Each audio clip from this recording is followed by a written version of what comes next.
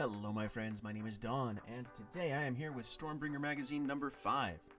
This issue comes with the exclusive model for this magazine range. It is the Praetor Prime. This character is actually the one that is sort of guiding you through the magazines. She shows you some painting tips and some tactics and how to play the game and whatnot. Mine I have already primed up in Retributor armor. I do have her sub-assembled so that the head and cloak is on one side. That way I can get little bits in the corners much more easily. Next month, when I do get my 4 issues, one of them will contain 3 Praetors. That squad is, of course, only 3 Praetors, so I will have a 4th, a spare one that I can either build up as a regular, that way I can have, a squad of 6 with just 1 Prime, or I can just use it for practice on painting. This issue also came with one of the inserts. This one, is the Defenders of the Mortal Realms and Destroyers of the Mortal Realms.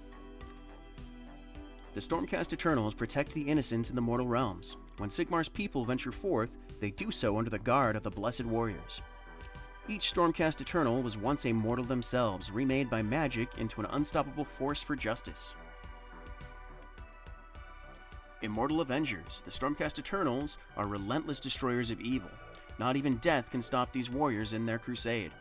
If they are slain, they transform into a burning burst of lightning and are transported back to the realm of heavens to be remade.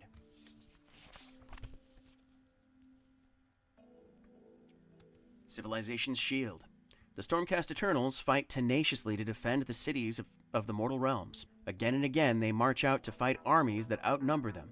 The Stormcasts fight with incredible zeal, never backing down from their duty.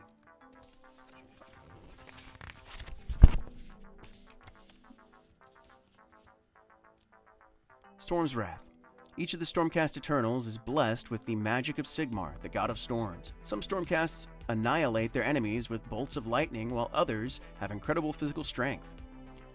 The greatest of the Stormcast Eternals are living tempests who fly across the battlefield on wings of lightning, shattering all who oppose them.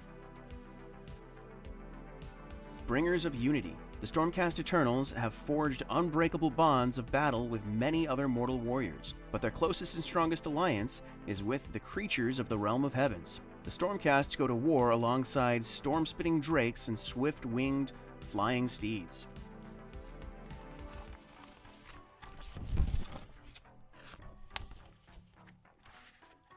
Next we have Destroyers of the Mortal Realms. The Cruel Boys are cunning raiders who live to pillage and destroy. To these brutal warriors, Sigmar's cities and their inhabitants are mere playthings. To see others ground into dust brings the Cruel Boys joy. They will not rest until everything Sigmar has built is destroyed.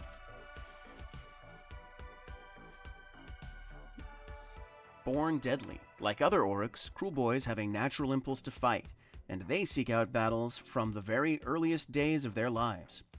As time goes on, they join up with other Cruel Boys to form a violent mob. They plot and fight among their kin, rising to rule mobs of their own through brutal violence and cunning ploys. Only the strong survive in the clans of Cruel Boys. Savage Fury. In battle, the Cruel Boys fight in a state of relentless fury. They gather in mobs and use their instinctive grasp of combat to outflank and outfight even the most well-drilled troops. Cruel Boys fight constantly, meaning they are always practiced and ready for battle. Beastbreakers. The Cruel Boys use their cunning to capture and tame some of the vilest creatures in the realms. These war beasts are then strapped with crude armor and ridden into battle, where their might is unleashed on their foes.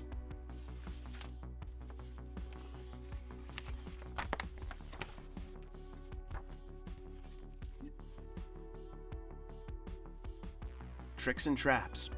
Cruel Boys fight dirty whenever possible. The leaders of the Cruel Boys each have their own tricks. Some launch ambushes to catch their enemy on the most vulnerable flank. Others send raiding parties to pick apart their foes before battle even begins. All favor the use of deadly venoms. A mere scratch from one of these weapons can be lethal. Dark Power. Cruel Boys are joined together by the power of the Wa. which is a magical energy that binds and strengthens all aurics. Shamans of the Cruel Boys use Wa magic to weave deadly hexes and terrible curses. Alright, and that is the insert. We'll move on to the contents of the magazine itself.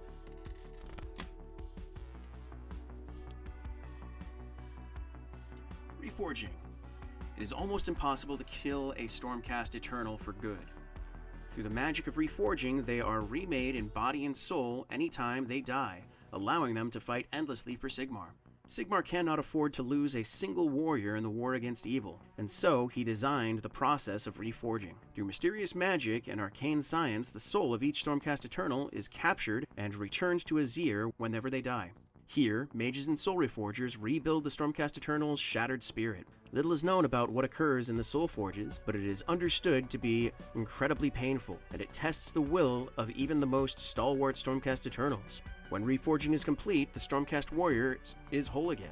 Once ready, they will return to the realms to battle again, now armed with hard-won knowledge of their foes. Many will use this chance to avenge their previous deaths.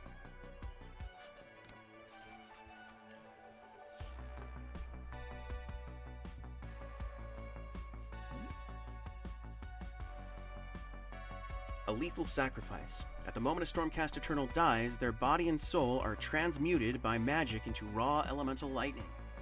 As this holy lightning travels back to Azir, the Stormcast's enemies are left blinded, scorched, and reeling. The boldest Stormcast will charge to where the fighting is thickest in order to use this lethal lightning as a weapon. To strike like lightning. The Stormcast Eternals live to battle. There is no rest for these warriors from their duty. As soon as they are reforged in Azir, they return to the realms to fight again. Through the power of Sigmar, the Stormcast Eternals are hurled into the realms on great bolts of lightning.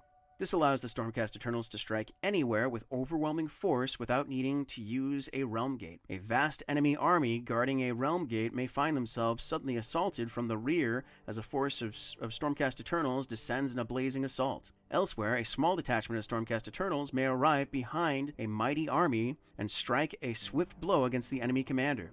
The life of a Stormcast Eternal is a constant cycle of death, rebirth, and battle, as they are taken to Azir and returned to the realms again and again. Have some history of the realms.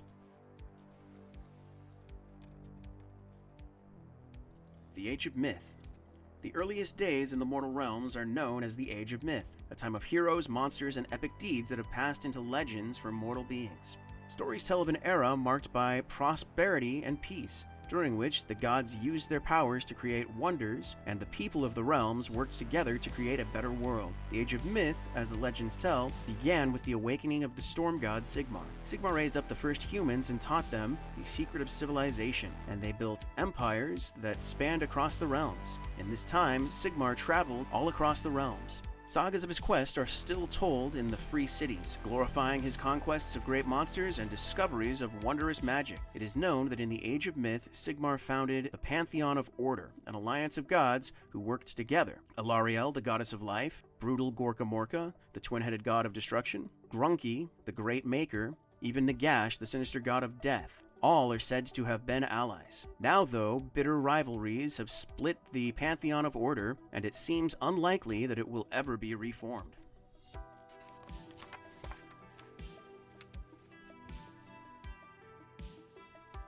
The Gift of Civilization.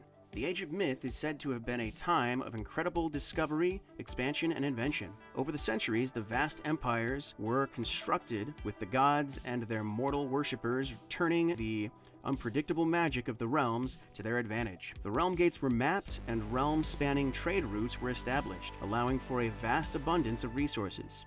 Sorcerers of incredible power produced arcane wonders. Some of these wonders still exist in the realms today, such as the Titan Words, the Infinity Gears, and the Searing Prismaticon.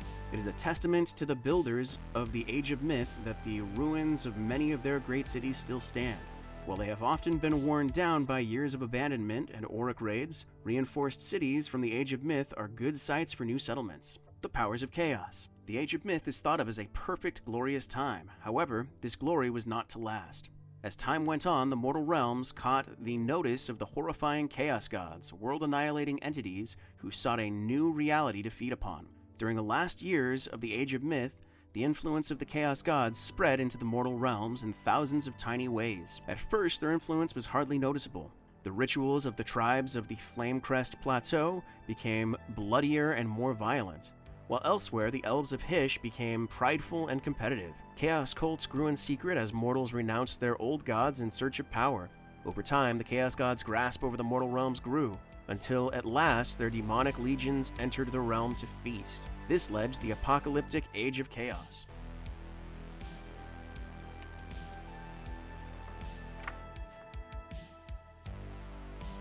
Khorne is the god of battle and slaughter. Conflict gives him power. He cares not if his followers or their enemies are slain as long as oceans of blood are being spilled. Tzeentch. Tzeentch is the god of change and magic. He wishes to spread anarchy and upheaval to the realms. His sorceress acolytes wield incredibly dangerous and powerful spells. Nurgle. Nurgle is the god of plague. As decay and despair spread, so does Nurgle's will. He brews magical plague that drive mortals to worship him or face a horrific death. Slaanesh. Slaanesh is the god of excess. Any excessive or obsessive behavior gives him power. He tempts mortals with their greatest desire and drives them into a frenzy of violence. The Great Horned Rat. The Great Horned Rat is the god of vermin and worshipped by the rat-like Skaven. He is a god of famine, spite, and ruin. Next we have the Stormcast Praetors. Like I said, we got the first one. That's her here and her here. Praetors are bodyguards sworn to protect the greatest Stormcast champions in battle. These self-sacrificing guardians are bound to Stormcast leaders, and they work tirelessly to defend them. Each unit is led by a fearless Praetor Prime who commands them in their duties.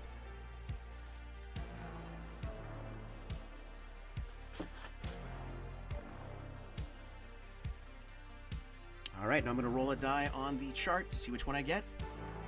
First, though, it's me! I'm the Praetor Prime of this unit.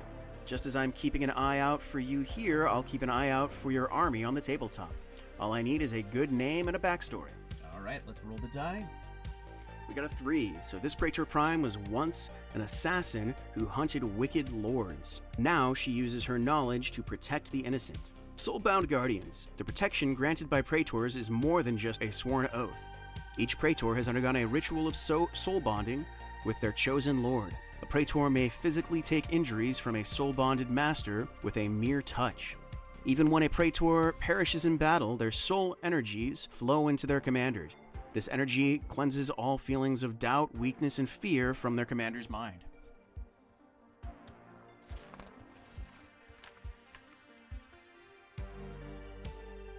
Okay, so now we're going to roll a die to see what the traits for the unit are. I got a 3 again. These Praetors engage in merry competition, calling out tallies of kills and trying to outdo each other in protecting their master. And we've got room for them to commit great deeds. And, oh, I didn't pull out the chart for names. I'll do that off screen. Anyway, up next we have the How to Build, which obviously I've already built mine, so I don't need to really read through this. It goes ahead and gives some more tips. Yep.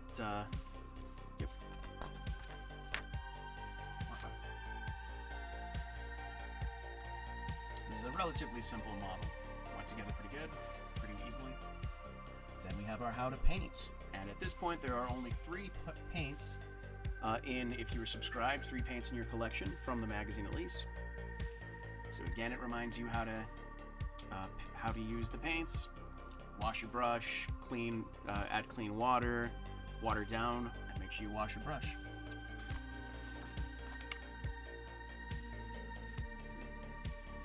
So they also do an undercoat of Retributor armor. Just painting the whole thing up. My next step here will be to add that Cantor blue for the outside of her cloak, and then a little bit of metal for the weapon. And her scale mail, of course. And there she is. I'll be sure to do that before too long. Alright, next for the next playthrough. A deadly choice. A Praetor Prime has been sent to assassinate a key kill boss to weaken the Oryx. However, as they stumble into a Cruel Boy ambush, the hunter becomes the hunted in a desperate battle. Your battle continues. In this battle, you will choose the order in which your units fight, and you will battle until one side has slain all of their opponent's units. Follow the instructions carefully as you play through the battle, and use the on later turns instructions after the first round of the battle.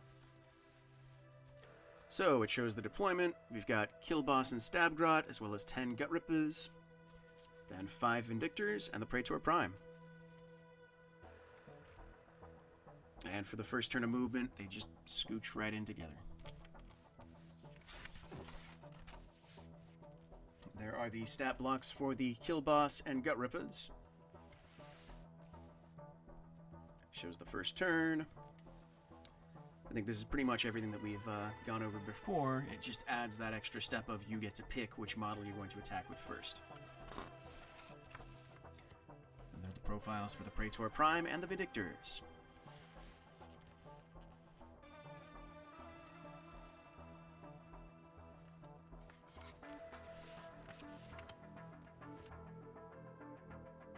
Battered but unbroken, both sides rally their forces and prepare for another assault. They will not stop until all of their enemies are slain. After the Cruel Boys player and Stormcast Eternals players have each had a turn, the battle round is over. Both players still have at least one unit left. A new battle round begins, starting with the Cruel Boys' turn.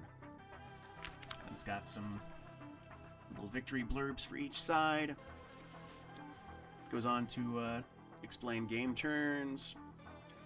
So the turn is split into the 6 phases: Hero Phase, Movement Phase, Shooting Phase, Charge Phase, Combat Phase, and Battle Shock Phase. Here's just a little explainer for the Combat Phase, which we've already gone over in the magazines. And lastly, a little preview of next week, which will be 10 Hobgrot Slittas. And the week after that, more paints. Alright, thank you so much for watching. As always, please feel free to leave a like, a comment. I have a blast reading these. I am still quite a ways behind, but hopefully I'm going to get a few more of these up this week. And before long, I will be caught up with the magazines. Thanks again for stopping by and watching. I hope you have a great day.